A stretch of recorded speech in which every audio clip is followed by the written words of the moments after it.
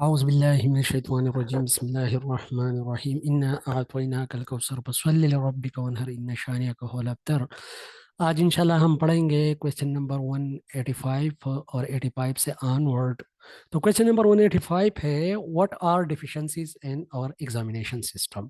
तो अगर हम पाकिस्तान के एग्जामिनेशन सिस्टम को स्पेसिफिकली देखें तो इसमें बहुत ही ज़्यादा डिफिशेंसीज है, लेकिन जो स्पेसिफिक प्रोमिनेंट है उसकी हम बात करते हैं।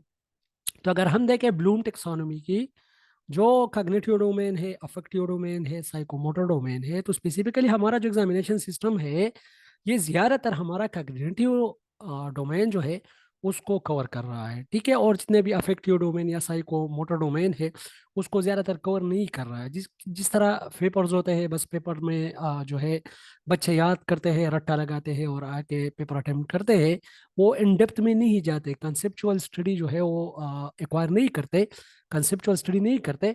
तो एक तो यही है कि कॉग्निटिव डोमेन को जस्ट कवर कर रहा है। दूसरा है, it is unable to measure high order skills. High order skills हमारे क्या है, जो ब्लूम टिक्सोनोमी है, तो उसको अगर हम देखें तो फर्स्ट है हमारे पास नॉलेज, सेकंड है हमारे पास कंप्रीहेंशन। तो ये दोनों जो है ये लोअर लोअर ऑर्डर स्किल्स है, लो ऑर्डर स्किल्स, ठीक है। और जो लास्ट फोर है, जिसको application, analysis, synthesis and evaluation, तो ये चार जो हमारे पास है ये हाई ऑर्डर स्किल्स है। तो ये उसी लेवल तक जो है बच्चे के अंडरस्टैंडिंग को नहीं पहुंचाते, ये हमारा एग्जामिनेशन लेवल, ठीक है। एक है अनफेयर मीन्स, इसमें ज़्यादा है, चीटिंग इसमें बहुत ज़्यादा है, use of traditional examination examination systems. अगर हम वेस्टर्न सोसाइटीज़ को देखें तो जो एग्जामिनेशन सिस्टम्स है वो कम्प्लीटली चेंज हुआ है ज़्यादातर। अच्छा जी, आवाज़ मेरी पहुंच रही है?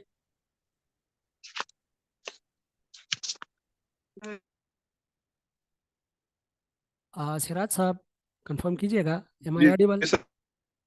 ओके। ओके जी। Yes. Okay okay, thank you. अच्छा जी, तो जो हमारा एग्जामिनेशन सिस्टम है वो अभी भी ट्रेडिशनल सिस्टम पे ही चल रहा है। अगर हम वेस्टर्न सोसाइटी की बात करें तो वहाँ पर असेसमेंट और एग्जाम के लिए ज़्यादातर अभी जो पोर्टफोलियोज है या हमारे पास इलेक्टोरल रिकॉर्ड्स है या और रिकॉर्ड जो हमारे पास होते हैं, ज़्यादातर वही बेस बना के जो है बच्चे को प्रमोट करने के लिए वही ज़्यादातर किए जाते हैं। लेकिन यहाँ पर ओवरऑल बस just for the ability to check the ability of a person, only a single paper is used, just एक पेपर दे दो, बस बात खत्म हो गई, ठीक है। लेकिन ओवरऑल अगर हम एक बच्चे की ओवरऑल एक रिकॉर्ड चेक करें सारे साल का, तो वो बेटर है as compare to this one piece of paper, ठीक है। It's only for marks, not for understanding. तो अगर हम देखें फला के बच्चे ने इतने मार्क्स लिए, फला के बच्चे ने इतने मार्क्स लिए, तो जस्ट हम मार्क्स को जो है अपना एक अल्टीमेट जो ऑब्जेक्टिव है वो हमारा जस्ट एक मार्क्स होते हैं कि हमने हाई मार्क्स अचीव करने हैं। चाहे जो भी तरीका हम यूज़ करें, चाहे चीटिंग हो, चाहे अनफेयर मीन हो, चाहे कोई रट्टा हो, लेकिन हम अंडरस्टैंडिंग के लिए नहीं करते, हम मार्क्स अचीव करने के लिए करते। क्योंकि हमारे जो पाकिस्तान में ज़्यादातर जितने भी हमारे इदारे हैं, तो आगे मार्क्स ही चलते हैं और वही मार्क्स पे ही ज़्यादातर जो है वो फोकस किया जाता है। That's why the standard for student is marks only, ठीक है। सर ये एसएलओज और एग्जामिनेशन सिस्टम है, इसमें बेसिक फर्क क्या है फिर? अच्छा, एसएलओस, अभी ये जो कॉन्सेप्ट आ रहा है एसएलओस का, लेकिन एक बात मैं आपको बताऊं सिराज भाई, एसएलओस का ठीक है, स्टूडेंट लर्निंग आउटकम जो है, मतलब जो टॉपिक आप पढ़ा रहे हो तो उससे पहले आपने कुछ ऑब्जेक्टिव सेट करने हैं, वही ऑब्जेक्टिव आपने अचीव करने हैं। फॉर एग्जांपल मैं एक बच्चे को पढ़ा रहा हूँ सिल, ठीक है। तो अभी जब सिल में कंप्लीट करता हूँ तो उसके अराउंड जितने भी कॉन्सेप्ट है तो वो बच्चे को क्लियर होने चाहिए। अगर मैं उससे कंसेप्चुअल क्वेश्चन भी पूछूं तो अपने आप से जो है वो आंसर होना चाहिए कि वो अपना वो आंसर करे, ठीक है। तो ये है एसएलओज। एसएलओज मीन के या these are the expected outcome after the completion of a program or a topic or an instructional method, ठीक है। उनके उनके इमीडिएट जो हमारे पास जो सर बट आउटकम। जी जी। Sir but in examination we are also achieving our objectives, okay? Like आपको कोई टॉपिक उन्होंने पढ़ाया है, मतलब किसी टीचर ने किसी बच्चे को टॉपिक पढ़ाया है ना, जी जी। तो उसी टॉपिक में फिर क्वेश्चन आते हैं और उसी क्वेश्चन का सीखता है, उसके बेस पे उसको मार्क्स ग्रेड। आपकी बात, तो ये तो इतना फर्क नहीं है। नहीं, परख है, परख है। ये देखो इस तरह है ना, फॉर एग्जांपल एक बच्चा जो है एक चीज सीख के उसको किसी और जगह इम्प्लीमेंट कर सकता हो, तो दिस इज कॉन्सेप्ट, उस उसको हम एसएलओज में इस तरह के क्वेश्चन होते हैं कि जस्ट बच्चा जो है उसकी उसकी जो अंडरस्टैंडिंग होती है, वो अंडरस्टैंडिंग किसी और जगह पे वो अप्लाई कर सकता है। लेकिन ये जो हमारा सिस्टम है, तो इसमें जो क्वेश्चन हम लिखवाते हैं, तो वही क्वेश्चन एज इट इज वो पुट करके स्टूडेंट जो है वो मार्क्स लेना चाहते हैं, ठीक है। लेकिन ऐसे रोज में इस तरह नहीं होता। सर अगर ऐसे तो सर उसको ये स्कैफोल्डिंग जो है ना, स्कैफोल्डिंग उसके साथ हम कंपेयर करें तो किस तरह होगा? मतलब फिर तो उसका भी इस तरह डिफिनेशन होता है ना स्कैफोल्डिंग का, कि मतलब एक बच्चा होता है, उनको कुछ असिस्टेंस की जरूरत होती है लर्निंग करने के लिए, और फिर जब वो लर्निंग सीख जाता है और उसके बाद उनको मजीद फिर ये स्कैफोल्डिंग हो गया, फिर तो एसएलओस भी इस ठीक तरह है ना? ठीक है, बात आपकी ठीक है, लेकिन स्केप फोल्डिंग प्रोसेस के अंदर इन्वॉल्व है, जबकि आपका जो अल्टीमेट ऑब्जेक्टिव है, जो आपने अचीव करना है, जो एक्सपेक्टेड आउटकम्स है, वो आपके ऐसे लॉस है। तो एक्सपेक्टेड आउटकम्स वो लास्ट में है, वो प्रोडक्ट है। जबकि हम जब स्केप फोल्डिंग की बात करते हैं, तो वो प्रोसेस के अंदर आते हैं, टीचिंग के अंदर आते हैं। ठीक है सर, ठीक है सर। हाँ थैंक यू। ठीक है, ओके जी, यू वेलकम। अच्छा जी, क्वेश्चन नंबर 186 है, what are power and speed test. अगर हम देखें power test and speed test, as the name indicates, power test में हम एक बच्चे की या एक एक इंडिविजुअल की पावर को चेक करते हैं, ठीक है।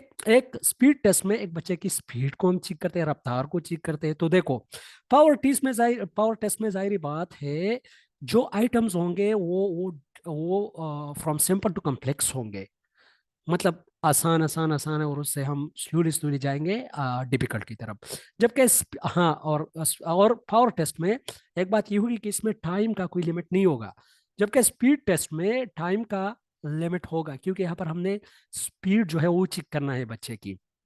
तो स्पीड टेस्ट में एक तो टाइम का लिमिट होगा, सेकंड जो डिफिकल्टी लेवल है वो इसमें इतना इतना मानी नहीं रखती, क्योंकि हमने पावर को चेक नहीं करना, हमने जस्ट स्पीड को जो है वो चेक करना है। तो ये दो चीजें जो है ये इसमें बहुत ही प्रोमिनेंट डिफरेंसेस है। First time limitation, second complexity level. तो टाइम लिमिटेशन जो है वो स्पीड टेस्ट में है, जबकि कॉम्प्लेक्सिटी लिमिटेशन जो है वो पावर टेस्ट में है।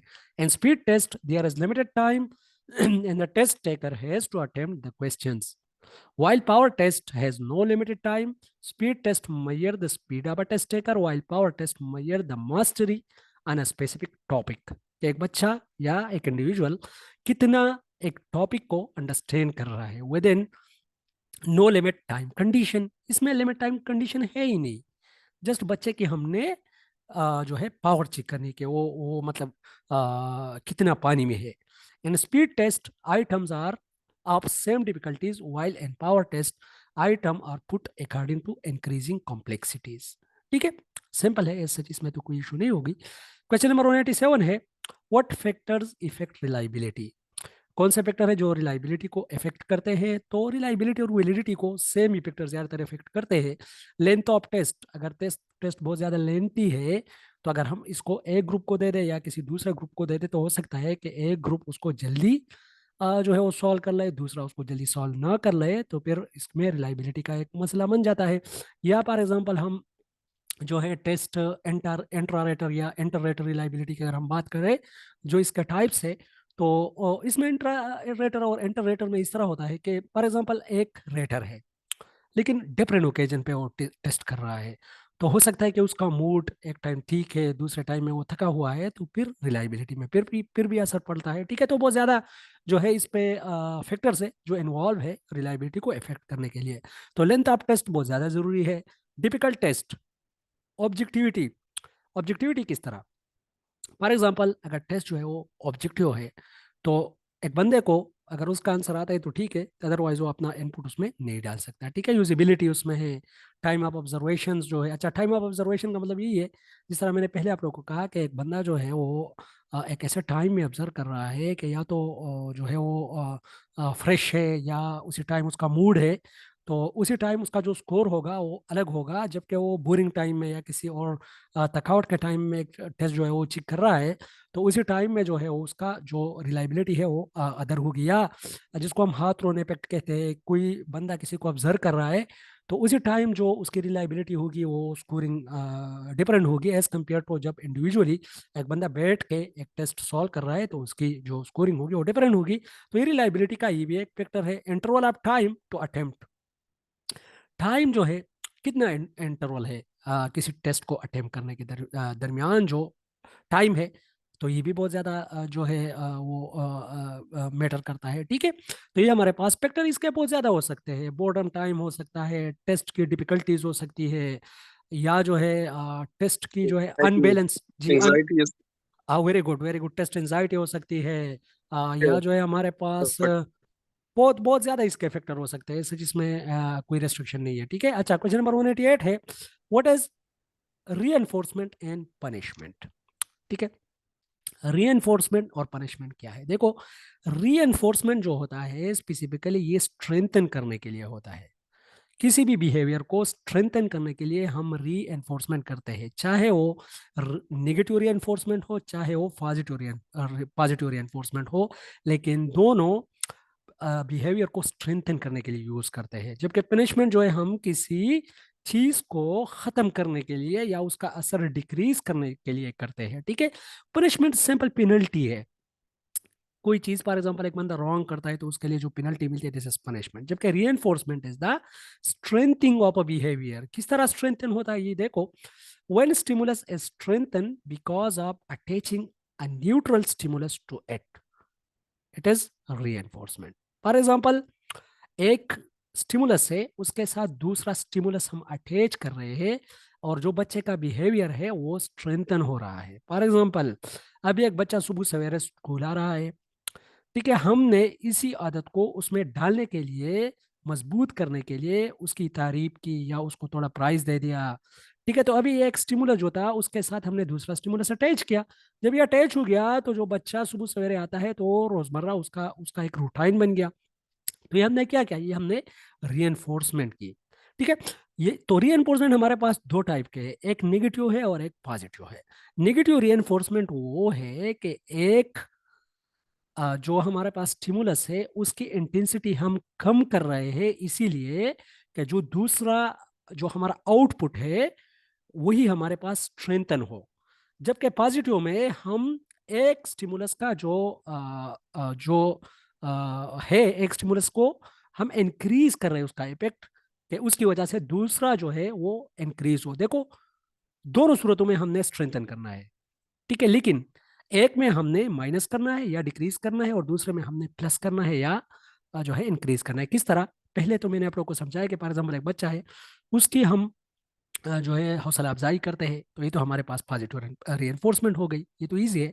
नेगेटिव रीएनफोर्समेंट इस तरह है कि फॉर एग्जाम्पल एक बंदा है वो सिगरेट पी रहा है, तो अभी उसी सिगरेट पीने का जो आदत है वो इसको छोड़ नहीं पा रहा।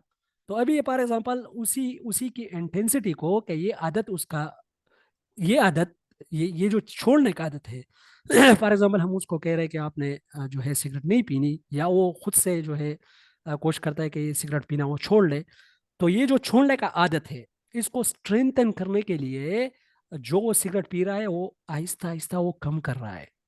तो अब ये देखो, एक स्टिमुलस को डिक्रीज कर रहा है किसके लिए, कि वो जो आदत है, वही आदत के जो वो सिगरेट पी रहा है उसी आदत को क्या करे, वो जो सिगरेट पीने का जो आदत है कि वो छोड़ ले, तो उसको स्ट्रेंथन कर रहा है। या फॉर एग्जाम्पल एक बच्चा है, आप उसको आदि कर रहे हो, तो फर्स्ट उसको क्या कर रहे हो, आप उसको फर्स्ट क्लास में जब हम एक बच्चे को बिठाते हैं तो उसको बहुत ज़्यादा स्कैफोल्डिंग की ज़रूरत होती है, हेल्प की बहुत ज़्यादा ज़रूरत होती है। तो ये पॉजिटिव रीइंफोर्समेंट है, बच्चे के साथ हम जाते हैं, उसके साथ हम बैठते हैं और उसको जो है हम कहते हैं कि आपने इधर बैठना है, और मतलब बच्चे को बिल्कुल हेल्प देना है इसी इसी पॉजिटिव रीइंफोर्समेंट में। तो अभी बच्चा जो है वो वहाँ पर स्लोली स्लोली आहिस्ता आहिस्ता उसका जो बिहेवियर है वो स्ट्रेंथन हो रहा है क्लासरूम के अंदर, वो स्लोली स्लोली आदी हो रहा है, क्लासरूम के एनवायरनमेंट को अडॉप्ट कर रहा है। ठीक है, ये तो हो गया हमारे पास पॉजिटिव एनफोर्समेंट। नेगेटिव क्या है, आपने क्या किया, अपने आप को थोड़ा थोड़ा डिटेच करना स्टार्ट किया। अभी बच्चे को एक दिन जो है किसी उसके पीर ग्रुप बंदे के साथ जो है वो भेज दिया स्कूल, तो अभी एक चीज को आप अगेन एक्सटेंशन कर रहे हैं, उसकी इसको एक्सटेंशन कर रहे हैं स्लोली स्लोली, और वो जो बिहेवियर है उसका स्ट्रेंथन हो रहा है। स्कूल जाके वो जो है बैठता है, फिर वो स्टूडेंट स्टूडेंट्स का स्ट्रेंथन हो रहा है, तो दोनों सूरतों में इसको इसको हमने स्ट्रेंथन करना है। ठीक है, अच्छा, आवाज मेरी पहुंच रही है सिराज साहब? जी सर, आपकी आवाज बहुत क्लियर आ रही है। ये जो मेरे दो सवाल आते हैं सर आपसे। रेनफोर्समेंट हम मार्क करते हैं ना, और दूसरी अगर हम जो perfect, ये दे सकते हैं हम? अच्छा सिराज भाई, आपकी वॉइस में बहुत ज़्यादा डिस्टॉर्शन है, तो मैं सुन नहीं पा रहा हूँ आपको सही तरह। You can repeat your question जी। सर अभी आवाज ठीक है? जी जी जी, अभी आवाज़ क्लियर है। मैं कह रहा था कि फॉरेस्ट में हम ओपन कंडीशनिंग में इस्तेमाल करते हैं, जी जी जी, ऑपरेंट कंडीशनिंग जी। एंड सेकंड ऑफ स्मोकर, तो उसके जो हेल्थ पे बहुत बैड इफेक्ट्स मुरतब होते हैं, क्या वो सही एग्जांपल नहीं है नेगेटिव रीइंफोर्समेंट का? अच्छा, आप इस तरह कर ले राज भाई, पर्सनली मुझे सेंड कर लिया ग्रुप में, क्योंकि आपकी आवाज़ में बहुत ज़्यादा डिस्टॉर्शन है, मुझे समझ नहीं आ रही। आप ऑपरेंट कंडीशनिंग का नाम तो मैंने सुना, लेकिन और चीज़ें जो है I am not hearing it. तो इंशाल्लाह इस पर डिस्कशन कर लेंगे, ठीक है। अच्छा जी, question number 189, what are the features of 2009 policy. ठीक है, तो 2009 की पॉलिसी बहुत ज़्यादा इंपॉर्टेंट है। इसलिए इम्पोर्टेंट है कि जो इम्प्लीमेंटेड पॉलिसी है हमारी करंट पॉलिसी, वो 2009 ही है। ठीक है, याद रखिएगा, ये भी एक क्वेश्चन है बहुत ही कि करंट जो हमारी एजुकेशनल पॉलिसी है वो कौन सी चल रही है। तो वो 2009 की पॉलिसी चल रही है। तो अभी आप लोगों ने इसी पॉलिसी के अंदर अभी जो चीज़ें स्कूलों के अंदर हो रही है, तो उसमें जितने भी करेक्टरिस्टिक्स है उन सबको आप लोगों ने बताना है। जिस तरह हमारे पास EMIS है, ठीक है, एजुकेशन मैनेजमेंट इंफॉर्मेशन सिस्टम, ये जो डिजिटलाइजेशन है, तो ये सारी बातें जो है इसमें आप लोग बयान कर सकते हो। ठीक है, तो achieve EFA and MDGs goals, मैंने आप लोगों को EFA और MDGs गोल के बारे में बताया था। तो इसको अचीव करने के लिए MDGs जो कि 2000 में आए थे, इसको अचीव करने के लिए जो है एक ऑब्जेक्टिव इसका यही था, फीचर इसका एक यही था। सोशल कोहिजन की बात की गई थी इसी पॉलिसी में, नेशनल इंटीग्रेशन की बात की गई थी, equal weightage to religion cultural and ethnic groups. ठीक है, इसकी बात की गई थी, डिजिटलाइजेशन की बात की गई थी, EMIS education management information system जो कि डिजिटलाइजेशन की तरफ एक स्टेप है, उसकी बात की गई थी, टीचर ट्रेनिंग की बात की गई थी, to improve the quality of education. Teacher training इसलिए कि क्वालिटी ऑफ एजुकेशन को हम क्या करें, इम्प्रूव करें। ठीक है, तो इसके बाद जो है वो की गई थी।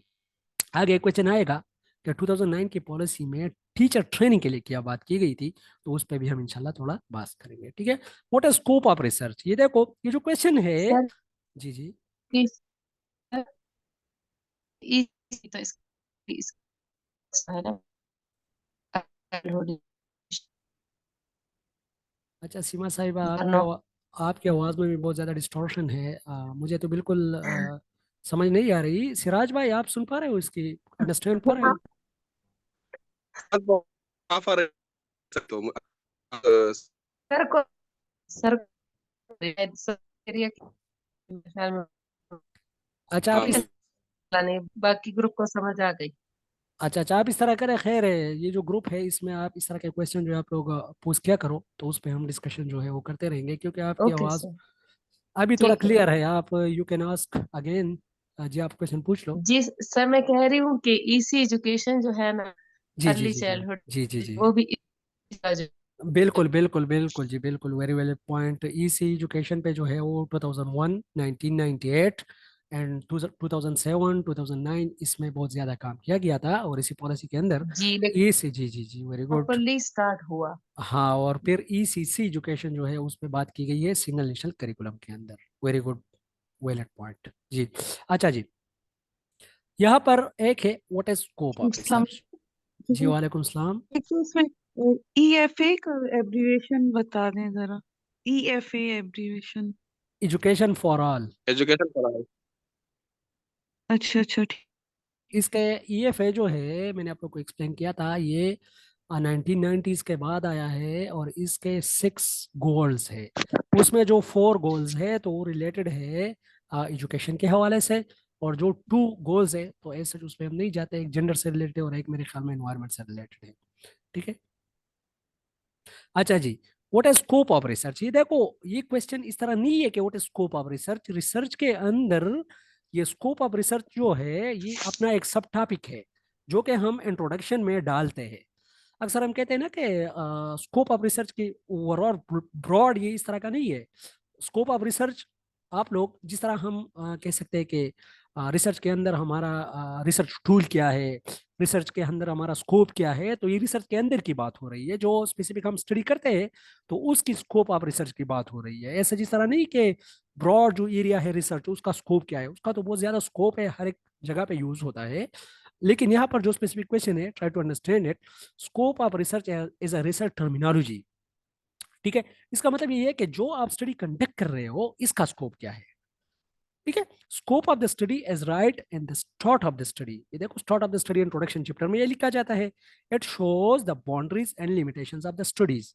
क्या मतलब बाउंड्रीज कहाँ कहाँ तक पहुंच सकते हैं और इसकी लिमिटेशंस क्या है। लिमिटेशन में हम क्या डाल सकते हैं, फॉर एग्जांपल हम जो है किसी जगह की पॉपुलेशन स्टडी कर रहे हैं तो सारी पॉपुलेशन को हम स्टडी नहीं कर सकते। हमने अपनी स्कोप ऑफ रिसर्च में यह आइडेंटिफाई करनी होती है कि ये जो हमारा स्पेसिफिक पॉपुलेशन है इसकी जस्ट हमने फीमेल स्टडी करनी है या मेल स्टडी करनी है, तो ये हमारी लिमिटेशन है। हाँ, टाइम इतना लेगा, टाइम जो है हमारा इतना लिमिट होगा, ये सारी चीजें हम स्कोप ऑफ रिसर्च में डालते हैं। ठीक है, at deal all the perspectives of a research like time, data collection tools, duration, sample size, population, ये सारी चीजें स्कोप ऑफ रिसर्च के अंदर जो है हम मेंशन करते हैं कि ये जो हमारा रिसर्च है, ये जो हमारी स्टडी है, ये यहाँ तक जाएगी। इसका स्कोप, इसका डेप्थ, इसका वेट जो है ये यहाँ तक इस एरियाज को टच करेगी। ठीक है, अच्छा जी, क्वेश्चन नंबर 199 बहुत तो ही इसमें ज्यादा।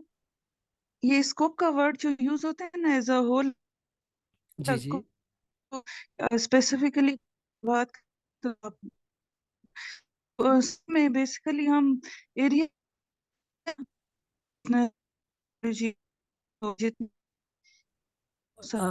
जी जी जी, इसमें सब डेप्थ, इसमें डेप्थ और वेट को देखा जाता है ना कि कितना रेंज है, इसमें डेटा कितना आ सकता है। अगर स्पेसिफिकली अगर बात हो रही है तो आप अगर हो आप अगर इस अगर लग रहा है ऐसे तो मेरे ख्याल में एक किसी से पूछा भी गया था मैं। अच्छा सिराज भाई, question can you repeat your question. Seema साहिबा, मेरे ख्याल में सीमा साहिबा थी कि हादिया साहिबा, क्वेश्चन किसका था जी? You can repeat your question. Sir मेरा क्वेश्चन है बेसिकली देखिए आप सब हैं, आप टॉपिक का देख रहे होते हैं तो हम उसके एरियाज को रिसर्च के जो स्कोप है वो आपका अप्लाई कर एजुकेशन एडमिनिस्ट्रेशन हो गया, तो एज अ होल हम उन एरियाज को देखेंगे, या अगर किसी से स्पेसिफिकली उसकी रिसर्च के बारे में पूछा जाए तो डेट ये सब कुछ यही यही उसमें बता ये देखो, सकते हैं। यही तो मैं आप लोगों को समझा रहा हूँ कि रिसर्च का स्कोप का मतलब यही है कि आपकी स्टडी, फॉर एग्जांपल मेरी स्टडी है, मैं जो अपनी स्टडी करवा रहा हूँ यहाँ पर, फॉर एग्जांपल दीर डिस्ट्रिक्ट जो है, इस पे मैंने एक रिसर्च करनी है, तो इसकी जनरलाइजेशन जो होगी वो जस्ट दीर तक ही लिमिट होगी। तो इसका जो स्कोप है मेरे रिसर्च का, मेरी स्टडी का, तो वो जस्ट दीर तक ही लिमिट है। मतलब पिशावर डिस्ट्रिक्ट और इस तरह के डिस्ट्रिक्ट पे ये इम्प्लीमेंट नहीं हो सकती क्योंकि वहां पर मैंने इससे सैम्पलिंग नहीं की है। तो आपका क्वेश्चन यही है कि स्पेसिफिकली हम किस एरियाज को, जिस एरियाज पे आप रिसर्च कर रहे हो, आपने अपनी पॉपुलेशन को देखना है। फॉर एग्जाम्पल आपका ओवरऑल पॉपुलेशन जो है वो पिशावर है, आपने ठीक टारगेट। है, उसमें फिर जी जी जी इसमें फिर सिग्निफिकेंस ऑफ द स्टडी का एक जी जी जी, उसमें पोर्शन वो आ तो जाता है ना, हाँ, वो तो अलग है, वो तो सिग्निफिकेंस ऑफ द स्टडी, मतलब वो आपकी अलग स्टडी है। की इम्पोर्टेंस क्या होगी। तो जी जाहिर जी सी बात है किसी स्टडी की इम्पोर्टेंस तो हो सकती है ना, रिसर्च के लिए क्या हो सकती है। वो कहते हैं ना कि research start with why and end with why. Research start भी एक प्रॉब्लम से होती है और ख़त्म भी एक प्रॉब्लम से, बल्कि एक नहीं, मेरे ख्याल में तो स्टार्ट एक प्रॉब्लम से होती है और ख़त्म हज़ारों प्रॉब्लम पे होते हैं। वो अपने साथ बहुत से और भी क्वेश्चन उजागर करते हैं जो कि नेक्स्ट जो हमारी होती है रिसर्च और स्टडीज़, उसके लिए एक बनती है ना, एक बैकग्राउंड। अच्छा, जी क्यों खामोश? सर इसमें ये है ना कि अब जी जी आप जी जी, अगर वो कहेंगे ना कि स्कोप ऑफ रिसर्च बताएं तो एज अ होल हम सारा उसको एज अ होल कैरेक्टरिस्टिक्स और जहाँ पे वो अप्लाई हो रहे हैं, अगर किसी से ये कह दें कि आप स्पेसिफिकली अपनी रिसर्च का बताएं तो उसमें तो आप यही यही डेटा ये और ये पॉइंट, सब कुछ वही ये ऐड जो कर पॉइंट है, यही पॉइंट है ना। स्पेसिफिकली यही पॉइंट है ना कि आपने स्कोप ऑफ स्टडी को फर्स्ट फर्स्ट जो है स्कोप ऑफ स्टडी जो भी जिससे भी पूछा गया है, तो स्कोप ऑफ स्टडी का मतलब यही है कि आपकी स्टडी का क्या मतलब स्कोप है, आपकी स्पेसिफिक स्टडी की बात हो रही है, ठीक है। अच्छा, ठीक है। अच्छा जी, ओके। अच्छा जी, बहुत ही important question, differentiate quantitative and qualitative research, ठीक है। तो अगर हम देखें तो क्वालिटेटिव क्वांटिटेटिव क्वांट ये जो है, qualitative research deal with quality. तो क्वालिटी क्या हो सकती है? क्वालिटी हमारे पास कॉन्सेप्ट हो सकते हैं, आइडियाज हो सकते हैं, वर्ड्स हो सकते हैं, ठीक है। तो ये है क्वालिटी। क्वांटिटी क्या है? Quantitative research deal with quantity. Quantity क्या है? न्यूमेरिक्स है, नंबर्स है, ग्राफ्स है, ये हमारे पास क्वांटिटी। ये तो सैंपल है, ठीक है। आगे जाते हैं, लेस जनरलाइजेबल। क्वालिटेटिव रिसर्च लेस जनरलाइजेबल होगा क्योंकि ये जो रिसर्च है इसमें हम ज्यादा सैंपल साइज नहीं ले सकते। फॉर एग्जाम्पल हमने इंटरव्यू लेनी है, ठीक है, क्योंकि क्वालिटेटिव रिसर्च में ज्यादातर इंटरव्यू यूज होती है। तो जब हम इंटरव्यू कंडक्ट करते हैं, हमने क्वालिटी स्टडी करनी, तो उसमें हमने डिस्क्रिप्शन लिखनी होती है, बड़े बड़े पैराग्राफ लिखने होते हैं। तो फिर वो पॉसिबल नहीं है कि हम लिमिटेड टाइम में बहुत ही ज्यादा उसको जनरलाइज करें। तो जाहिर बात है, फॉर एग्जाम्पल एक जगह का जो कल्चर है उस पर हम स्टडी कर रहे हैं, वहां पर हम जाते हैं, इंटरव्यू कंडक्ट करवाते हैं, ठीक है। तो जब हम इंटरव्यू कंडक्ट करवा रहे हैं, तो ज्यादा से ज्यादा हम 20-25 तक बमुश्किल जो है इंटरव्यू कंडक्ट करवा सकते हैं, ठीक है। तो इसकी जनरलाइजेबिलिटी जो होगी वो फिर उसी पॉपुलेशन के लिए होगी, तो इसीलिए इसको कहते हैं लेस जनरलाइजेबल। जबकि क्वांटिटेटिव रिसर्च में हम ज्यादातर क्वेश्चनियर यूज करते हैं, तो एक क्वेश्चनियर को आप 1 घंटे के अंदर अंदर, फॉर एग्जाम्पल आपने पिशावर यूनिवर्सिटी को क्वेश्चनियर भेजे किसी दोस्त के हाथ, मलाकन यूनिवर्सिटी को भी भेजे, श्रृंगल यूनिवर्सिटी को भी भेजे, इसी तरह जो है किसी और यूनिवर्सिटी को भी भेजे। तो ये जो आप कर रहे हो, तो विद इन एन आवर आपके साथ ह्यूज डेटा आ जाएगा, ठीक है। तो ये मोर जनरलाइजेबल है, तो उस आप उसको जो है जनरलाइज कर सकते हो। अच्छा, एक जो है qualitative research subjective in nature. Subjective mean कि यहाँ पर आपने सब्जेक्ट को स्टडी करना है। सब्जेक्ट कौन है? आपका जो इंटरव्यूअर है, दिस इज योर सब्जेक्ट। वहां पर जाके आपने उसकी फीलिंग, उसके इमोशंस, उसके वर्ड्स, उसके व्यू, उसके पॉइंट्स, सब कुछ पॉइंट आउट करने हैं उसी ही स्टडी के दौरान। उसको बिल्कुल जाके डीपली उसको डिग आउट करने, उससे इंफॉर्मेशन डिग आउट करने हैं। तो ये सब्जेक्टिविटी। सब्जेक्टिविटी बेसिकली कहती है, हम अगर इसको डिफाइन करें, subjective mean which is human mind dependent, कि मतलब जो के इंसान का जो माइंड होता है, जो जो उस पर डिपेंडेंट होता है। हर एक बंदे की अपनी अपनी पॉइंट ऑफ व्यू होती है, दिस इज सब्जेक्टिविटी। जबकि ऑब्जेक्टिविटी तो होती है, जो होती है it's not dependent on human mind. मतलब इस पे हम कमेंट नहीं कर सकते। जिस तरह हम कहते हैं कि सूरज मशरिक से निकलता है, तो जाहिर बात है वो मशरिक से ही निकलता है, उस पर आप आर्गुमेंट नहीं कर सकते अपने, बस निकलता है, बात खत्म। ये ऑब्जेक्टिव स्टेटमेंट है। सब्जेक्टिव स्टेटमेंट ये है कि फॉर एग्जाम्पल हम कहते हैं कि ये जो बच्चे हैं सरकारी स्कूलों के, ये नालायक है एज कंपेयर टू प्राइवेट स्कूलों के। इसके रीजन क्या है? तो ये एक सब्जेक्टिव है, हर एक बंदे के साथ अपने अपने रीजन होंगे, तो ये एक सब्जेक्टिव क्वेश्चन है, ठीक है। तो क्वालिटेटिव रिसर्च होगा, सब्जेक्टिव होगा, क्योंकि हमने यहाँ पर इंटरव्यू कंडक्ट करनी होती है ज्यादातर। तो जब हम इंटरव्यू कंडक्ट करते हैं, तो हर एक बंदे के वर्ड्स, एक बंदे के एहसास, एक बंदे के जज्बात दूसरे बंदे से डिफरेंट होते हैं। फॉर एग्जाम्पल, आपने 2 क्वेश्चन पुट किए हैं। एक क्वेश्चन ये पुट किया है कि what is the reason of women operation in the society. Society के अंदर वुमेन की ऑपरेशन के क्या क्या रीजन है। एक आपने ये सब्जेक्टिव क्वेश्चन पुट आउट किया है। आप जाके किसी से इंटरव्यू कंडक्ट करते हो, तो उसके वो आपको हजारों रीजन बताएंगे, उसके अपने रीजन होंगे।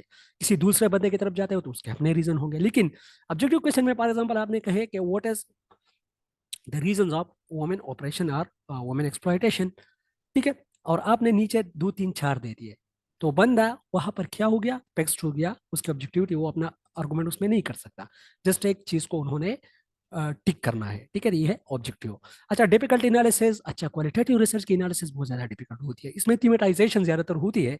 आपने थीम्स बनाने हैं किसी तरह। फॉर एग्जाम्पल, आपने ये देखना है कि मैं असर के टाइम में, फॉर एग्जाम्पल अभी आप एक स्टडी कंडक्ट कर रहे हो कि असर के टाइम में बच्चे क्या क्या करते हैं, क्या एक्टिविटीज करते हैं। तो आप निकलते हो, इंटरव्यू कंडक्ट करते हो, तो आपको जो डेटा मिल जाता है रिस्पोंडेंट से, तो रिस्पोंडेंट कहते हैं कि कोई क्रिकेट खेल रहा है, कोई कोई जो है बास्केटबॉल खेल रहा है, कोई वॉकिंग कर रहा है।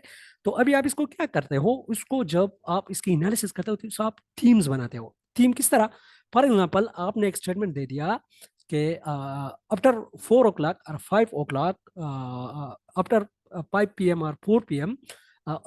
Most of the youth are engaged, are busy in games. तो ये जो आपका गेम्स है ये एक ब्रॉड थीम है, उसके अंदर आपका जो छोटे छोटे क्रिकेट है, वॉलीबॉल है, बास्केटबॉल है, हॉकी है, तो ये सारी चीजें इससे जो है वो जुड़े हुए हैं।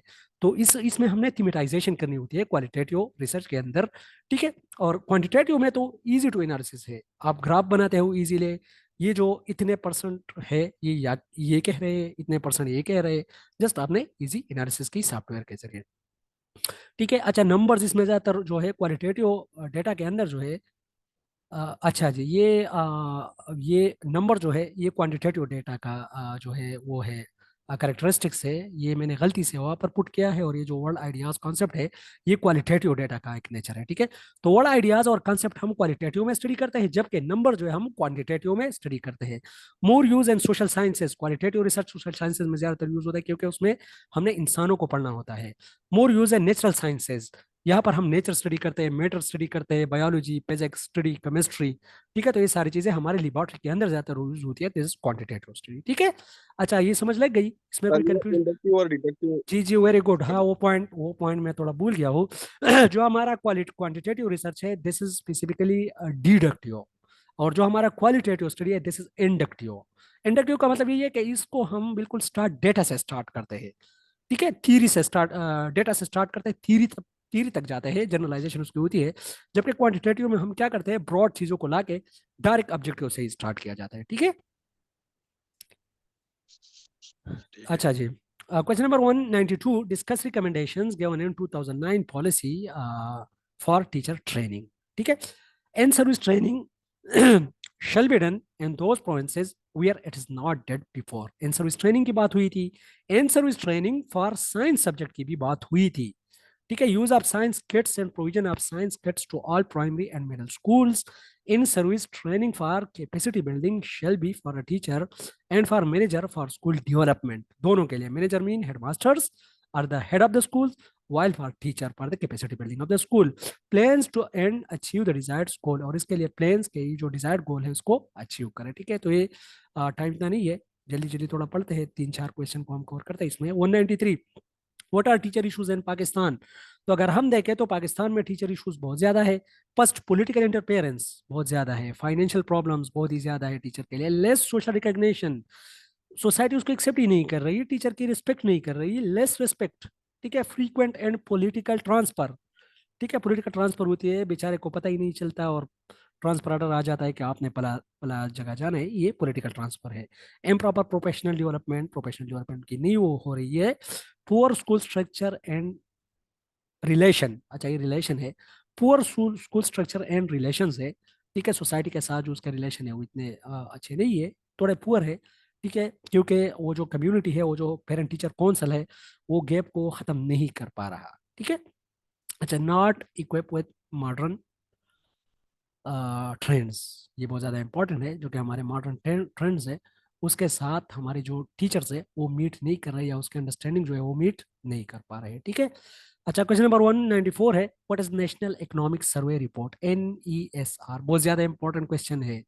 नेशनल इकोनॉमिक सर्वे रिपोर्ट हमें ये बताती है कि जो हमारी GDP ग्रोथ है, जो हमारी GNP है, जो हमारी एग्रीकल्चर सेक्टर है, जो एजुकेशन सेक्टर है, जो हमारा हेल्थ सेक्टर है, ये इसमें इम्प्रूवमेंट कितना हुआ है या इसमें डिक्लाइन कितनी आई है, ठीक है। तो ये सारी हमें बताती है नेशनल इकोनॉमिक सर्वे रिपोर्ट। और ये ज़्यादातर जब एक सक्सेसिव गवर्नमेंट ख़त्म हो जाता है, मतलब एक जो गवर्नमेंट है वो ख़त्म हो जाता है, तो उसका national economic survey report finance department जो है वो जारी करता है।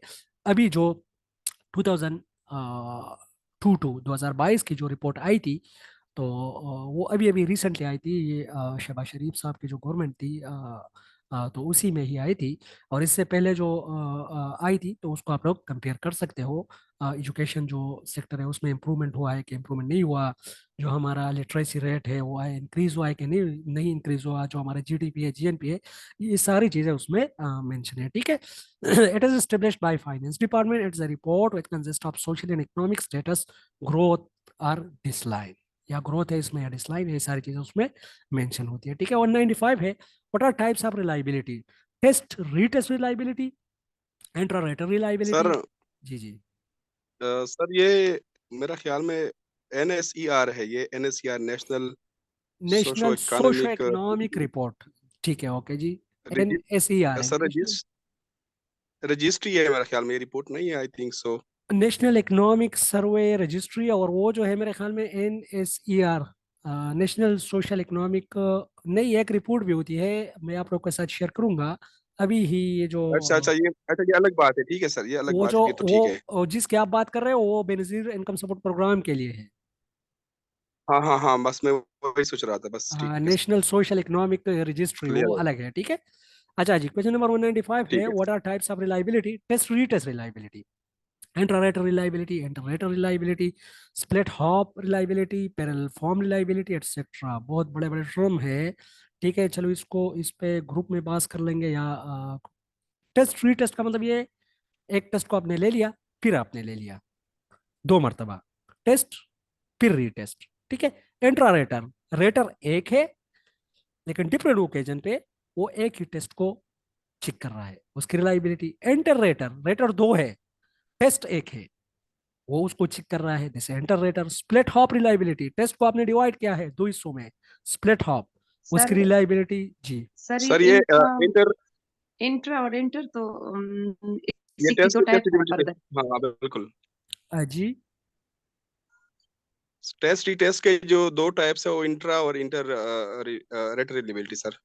खैर है, कोई बात नहीं, आप लोग तो ऐसे चीज को एज अ होल भी ले सकते हैं, कोई बात नहीं है, आपकी बात ठीक है, वैलिड ठीक है पॉइंट। सर, जी ठीक है। सर। हाँ, टेस्ट रीटेस्ट ही है, लेकिन बेसिक इसका जो कॉन्सेप्ट है वो यही है कि इंटर रेटर रिलायबिलिटी और इंटर रेटर रिलायबिलिटी क्वेश्चन के नेचर पे आप लोगों ने डिपेंड करना है, ठीक है। उससे यहाँ पर आप लोगों से कैटेगराइजेशन नहीं पूछा गया है, ना टेक्सोनॉमी पूछी गई है, जस्ट आप लोगों से ही पूछा गया है कि ओवरऑल ओपन क्वेश्चन है कि टाइप्स ऑफ रिलायबिलिटी क्या है, ठीक है। लेकिन वैलिड पॉइंट, ये दोनों जो है टेस्ट रीटेस्ट के अंदर ही आते हैं। इंट्रा रेटर, इंट्रा एक है रेटर, एंटर रेटर, रेटर दो है, ठीक है। स्प्लिट हाफ रिलायबिलिटी, आप लोगों ने टेस्ट को दो हिस्सों में डिवाइड किया है। पैरेलल फॉर्म रिलायबिलिटी, दो टेस्ट है, पैरेलल जा रहे हैं, उसकी reliability at the same time आप लोगों ने चेक करनी है, दिस पैरेलल फॉर्म रिलायबिलिटी, ठीक है। तो ये चीजें आप लोगों ने अंडरस्टैंड करनी है, एक एक भी आप लोगों से पूछी जा सकती है कि what is test retest reliability, intra rater reliability, enter word को आप लोगों ने अंडरस्टैंड करना है, कॉन्सेप्ट को अंडरस्टैंड करना है, ठीक है। अच्छा, question number 196, what is famous things of your district? ये तो मेरे डिस्ट्रिक्ट की बात हो रही है, तो आप लोगों ने अपने डिस्ट्रिक्ट की बात करनी है। सिट्रस फ्रूट है, माल्टे बहुत ज्यादा मशहूर है हमारे रबात के आजकल। सर अ, हमारे नस्वार बहुत मशहूर है। अच्छा ठीक है, फिर तो बात आपकी ठीक है, आपने नस्वार लानी है उसी दिन। दिर कैप्स, ये जो हमारे सफेद सफेद जो कैप्स होते हैं टूपिया, ये हमारी मशहूर है। ड्राई फ्रूट्स थोड़े मशहूर है। और दीर नाइप्स, ये जो हमारे पास दीर के